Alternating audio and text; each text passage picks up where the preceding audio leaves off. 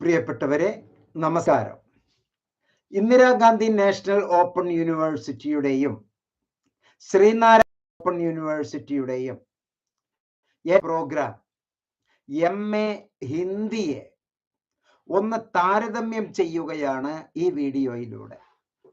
MA Hindi എന്നുള്ളത് നിങ്ങൾക്ക് ഏറെ തൊഴിൽ ലഭിക്കുന്ന ഒരു പ്രോഗ്രാമാണ്.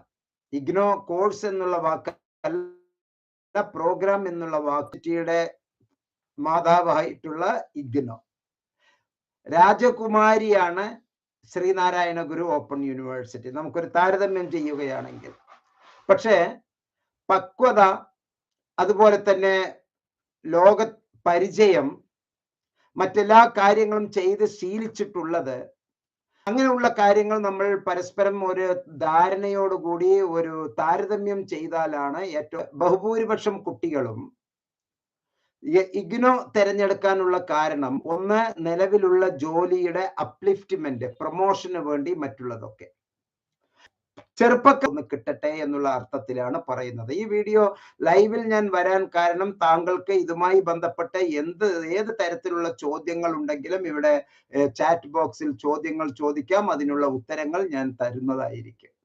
യൂണിവേഴ്സിറ്റി ഇപ്പോൾ ഈ കൊല്ലം വെച്ച് നോക്കുമ്പോൾ 35.5 ലക്ഷം വിദ്യാർത്ഥിനികൾ അലുമിനി, ഓൾഡ് സ്റ്റുഡന്റ് ആയി ഉള്ള ഒരു അസോസിയേഷൻ ഉള്ള യൂണിവേഴ്സിറ്റിയാണ് ഇഗ്നോ.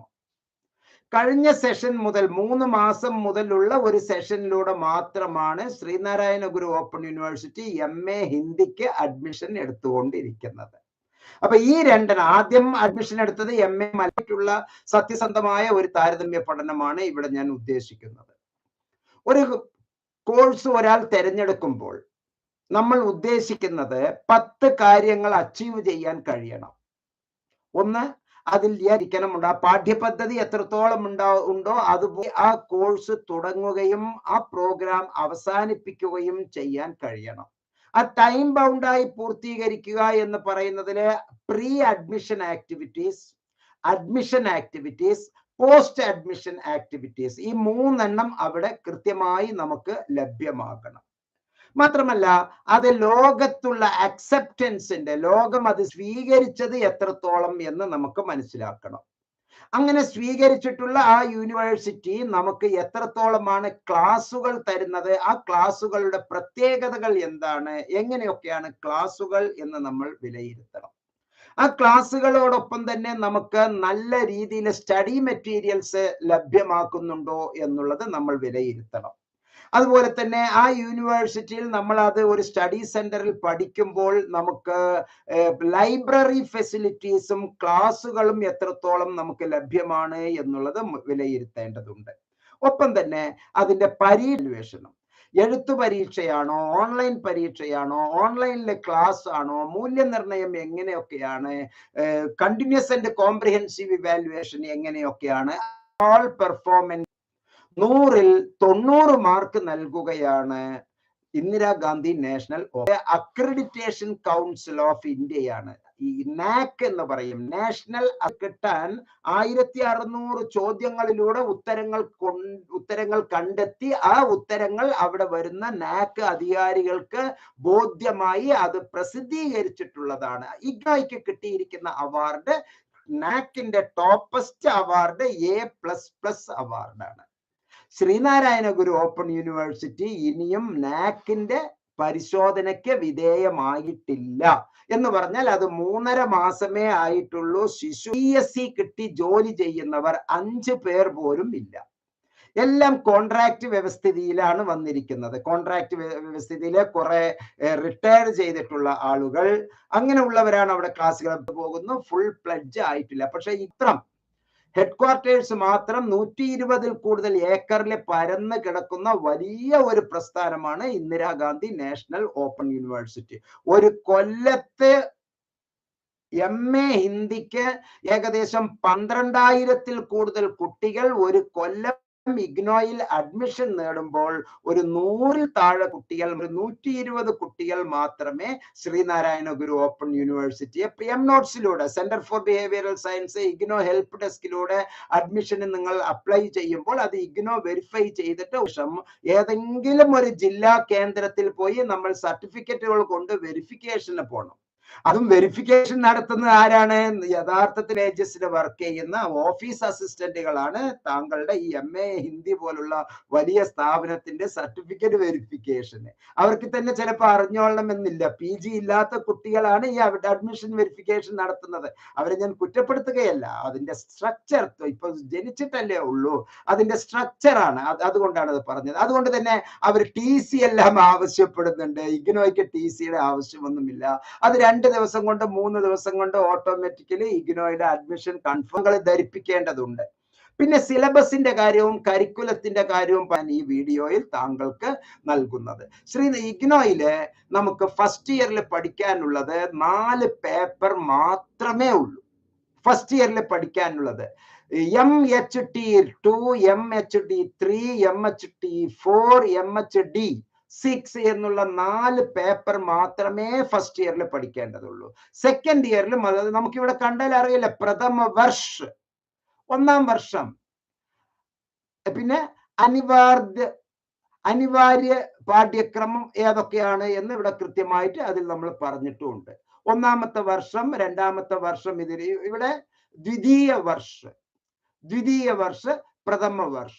അതിൽ നിർബന്ധമായി 1-ാം വർഷത്തിൽ 4 പേപ്പർ, 2-ാം വർഷത്തിൽ 4 പേപ്പർ. അത് മാത്രമേ നമ്മൾ ഇഗ്നോയിൽ പഠിക്കേണ്ടതുള്ളൂ. അപ്പോൾ ഫസ്റ്റ് ഇയറിലെ മൊത്തം 2 സെമസ്റ്ററിനും കൂടി വെറും 4 പേപ്പർ പഠിച്ചാൽ മതി. എന്നാൽ നമ്മെ ശരിക്കും വിഷമിപ്പിക്കുകയാണ് ശ്രീനാരായണ ഗുരു ഓപ്പൺ യൂണിവേഴ്സിറ്റി. അതിന്റെ സിലബസിൽ തന്നെ 4-5 പേപ്പർ പരീക്ഷ എഴുതണം. സെക്കൻഡ് സെമസ്റ്ററിൽ 1, 2, 3, 4, 5 പേപ്പർ പരീക്ഷ എഴുതണം. എന്ന് പറഞ്ഞാൽ ഫസ്റ്റ് ഇയറിൽ 10 പേപ്പർ നമ്മൾ പരീക്ഷ എഴുതണം. ഇവിടെയാണെങ്കിൽ 4 പേപ്പർ മാത്രം മതി. സെക്കൻഡ് ഇയറിലാണ് എങ്കിൽ അവിടെ 4 പേപ്പർ ഇഗ്നോയിൽ ചെയ്താൽ മതി. ഇവിടെ 1, 2, 3, 4, 5 പേപ്പർ സെക്കൻഡ് ഇയറിൽ, 1-ാമത്തെ സെമസ്റ്ററിൽ 1, 2, 3, 4, 5 എന്ന്. ഇതിനൊക്കെ എന്തിനാണ്, MA ഹിന്ദിക്കൊക്കെ എന്തിനാണ് ഡിസർട്ടേഷൻ അഥവാ പ്രോജക്റ്റ്? അത് നമുക്ക് അഡ്വാൻസ്ഡ് ആയി നമുക്ക് PhD എടുക്കുമ്പോഴല്ലേ പ്രോജക്റ്റും ഡിസർട്ടേഷന്റെയും ആവശ്യം വരുന്നുള്ളൂ. നിങ്ങൾക്ക് അത്രയും ഒരു റെഗുലർ കോളേജുകളിൽ പഠിച്ചു വരുന്ന കുട്ടികൾക്ക് അവർക്ക് വേറെ പ്രത്യേകിച്ച് മറ്റ് ഡ്യൂട്ടീസ് ഒന്നുമില്ല. അവർക്ക് ഭംഗിയായിട്ട് അതൊക്കെ ചെയ്തോട്ടെ, കുഴപ്പമില്ല. പക്ഷെ ഇത്തരത്തിൽ ഓപ്പൺ ആൻഡ് ഡിസ്റ്റൻസ് ലേണിംഗിൽ ഇങ്ങനെ ഒരു ക്ലാസ്സുകൾ, ഇഗ്നോയിലെ ക്ലാസ്സുകൾ തീരുമാനിക്കേണ്ടത് സ്റ്റുഡന്റ് ആണ്. ചാനലിലൂടെ, ഫേസ്ബുക്ക് ക്ലാസ്സുകളിലൂടെ, യൂട്യൂബ് ക്ലാസ്സുകളിലൂടെ, അതുപോലെ തന്നെ PCP പേഴ്സണൽ കോണ്ടാക്ട് പ്രോഗ്രാമിലൂടെയും ക്ലാസ്സുകൾ തരുന്നുണ്ട്. ഞായറാഴ്ചയും നിർബന്ധമായും പോയിരിക്കണം. 75% അറ്റൻഡൻസ്, പീരീഡിലും അറ്റൻഡൻസ് എടുക്കുമ്പോൾ അവിടെ എന്ത് പഠന പ്രവർത്തനം നടത്തുന്നു? രേഖകൾ ശരിയാക്കുന്ന പരിപാടി അവിടെ നടത്തുന്നുണ്ട്, ഭംഗിയായിട്ട് നടത്തുന്നുണ്ട്. കാരണം ഇപ്പൊ തുടങ്ങിയിട്ടല്ലേ ഉള്ളൂ. അതിന് സ്ഥിരമായ ഒരു സ്ഥായിയായ ഒരു അവസ്ഥ കിട്ടണമെങ്കിൽ രേഖകൾ ശരിയാക്കണം. അധ്യാപകരോ, ഇവിടെ വലിയ കോളേജുകളിലെ ഇഗ്നോയിലെ ലോകോത്തര നിലവാരമുള്ള കോളേജുകളിലെ അധ്യാപകർ പഠിപ്പിക്കുമ്പോൾ ഇവിടെ നാമമാത്രമായ ഫീൽ വരുന്ന അൺഎയ്ഡഡ് കോളേജിലെയും പിന്നെ കുറെ ഇവരെന്നൊക്കെ ചേർന്നിട്ട് കുറെ പേരൊക്കെയാണ് ക്ലാസ്സുകൾ തരുന്നത്. അങ്ങനെ ഫുൾ പ്ലഡ്ജഡ് ആയിട്ടുള്ള ഉണ്ട്. 1, 2 അധ്യാപകർ, നല്ല അധ്യാപകരുണ്ട്. ഇപ്പൊ MA മലയാളത്തില് എനിക്ക് തൃശ്ശൂർ സ്റ്റഡി സെന്ററിൽ തരുന്ന അധ്യാപകരില് 2 അധ്യാപകർ നല്ല മികച്ച നിലവാരം പുലർത്തുന്ന അധ്യാപകർ തന്നെയാണ്, 2 പേര്. ബാക്കിയുള്ളതൊക്കെ നമുക്ക് തൃപ്തികരമല്ല എന്ന് തന്നെ പറയാം. 2 അധ്യാപകർ, അതിൽ ചിലർ അഹങ്കാരികളാണ്. ചെറിയ ഒരു പോസ്റ്റിലൊക്കെ എത്തുന്നതിനുള്ളിൽ ഒരു MA മലയാളം പഠിപ്പിക്കാനോ ഒരു കുറെ ആളുകളുടെ മുമ്പിലേക്ക് വന്ന് ഞാൻ ഒരു അധ്യാപികയായി എന്നുള്ള മാറ്റം കാണുമ്പോൾ വളരെ വിഷമം തോന്നുകയാണ്. എന്താണ് ഒരു ഓപ്പൺ യൂണിവേഴ്സിറ്റിക്ക് 100-ൽ 20 മാർക്കും 90 മാർക്ക് ഇഗ്നോയ്ക്കും ഞാൻ നൽകുന്നത്. പിന്നെ അക്സെപ്റ്റൻസ് എന്ന് പറയുന്നത് സ്വീകാര്യത മാത്രമേ അഡ്മിഷൻ നടന്നിട്ടുള്ളൂ.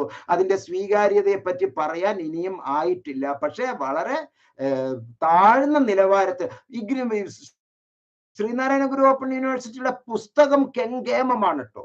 അതിൽ പറയാതിരിക്കാൻ വയ്യ. കൃത്യമായി കഴിയുമെന്ന്.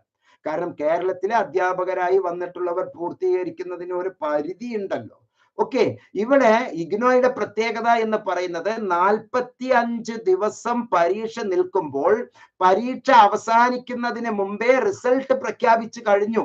ഇപ്പോൾ ഡിസംബറിൽ പരീക്ഷ നടന്നുകൊണ്ടിരിക്കുകയാണ്. ജനുവരി 9-ാം തീയതി വരെ പരീക്ഷയുണ്ട്. പക്ഷെ തുടങ്ങിയ പരീക്ഷയുടെ റിസൾട്ട് പ്രഖ്യാപന ഇവിടെ പരീക്ഷ എങ്ങനെ നടത്തണം എന്നുള്ള ഒരു വലിയ ചർച്ചയാണ് നടന്നുകൊണ്ടിരിക്കുന്നത്. മാത്രമല്ല, മൂല്യനിർണയം എന്ന് പറയുന്നത് അസൈൻമെന്റ് എന്നുള്ള ഒരു വലിയ മാന്ത്രികമായ ഒരു സംഭവമാണ് ഇഗ്നോ ചെയ്യുന്നത്. വളരെ നടത്തുന്നു. ഇന്റേണൽ എക്സാമിനേഷന് വൈവ ഒസിയും ഉണ്ട്. വൈവ ഒസി എന്ന് പറഞ്ഞാൽ തന്നെ എന്താണ്? പഠനം ഒരു ഭാഗത്തായിരിക്കും, ചോദ്യോത്തരങ്ങൾ അവിടെ വേറെ. അണ്ടർ ക്വാളിഫൈഡ് ആയിട്ടുള്ള അധ്യാപകരുടെ വൈവ ഒസി ജീവിതത്തിൽ നടത്തിയിട്ടില്ലാത്തവരാണ് ഇവിടെ വന്ന പരീക്ഷ കാര്യങ്ങളാണ് അവിടെ നടക്കുന്നത്. ആ കോൺസെപ്റ്റിലാണ് നമുക്ക് ഇവിടെ വൈവ ഒസി, ഇന്റേണൽ ഇവാലുവേഷൻ നാമമാത്രമായ ഫീസ് മാത്രമേ ഇഗ്നോയിലുള്ളൂ.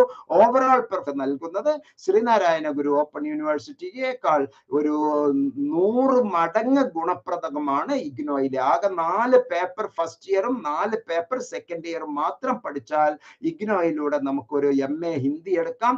പക്ഷെ ഇവിടെ ഫസ്റ്റ് ഇയറിലെ 10 പേപ്പറും സെക്കൻഡ് ഇയറിലെ 14 പേപ്പറും 24 പേപ്പർ നമ്മൾ പഠിക്കേണ്ടതുണ്ട്. 8 എവിടെ കിടക്കുന്നു? 24 എവിടെ കിടക്കുന്നു? പ്രിയപ്പെട്ടവരെ, ഞാൻ ഈ വീഡിയോ സമർപ്പിക്കുകയാണ്. എല്ലാ നന്മകളും നേരുന്നു. നന്ദി, നമസ്കാരം, ജയ് ഹിന്ദ്.